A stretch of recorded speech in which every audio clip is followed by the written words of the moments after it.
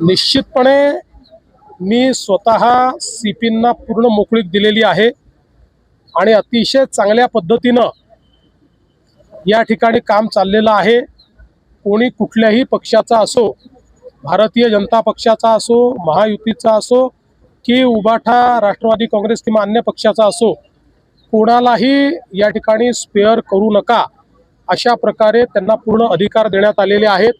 त्यामुळे मला असं वाटतं की ही जी काही गुन्हेगारी आहे आणि विशेषतः गुन्हेगारी करत असताना काही लोक त्याला जो राजाश्रय देण्याचा प्रयत्न करतात, वेगवेगळ्या पक्षात त्या ठिकाणी राजश्रय देण्याचा प्रयत्न करतात, तर अशा सगळ्या गोष्टींना मोडून काढायचा आम्ही या ठिकाणी निर्णय घेतलेला आहे। आणि सगळ्यात महत्त्वाचं आहे की कोणाचा काही पास्ट असो, पण आता जर कोणी गुन्हेगारीमध्ये जात असेल किंवा गुन्हेगारीत आढळेल तर त्याला आम्ही सोडणार नाही।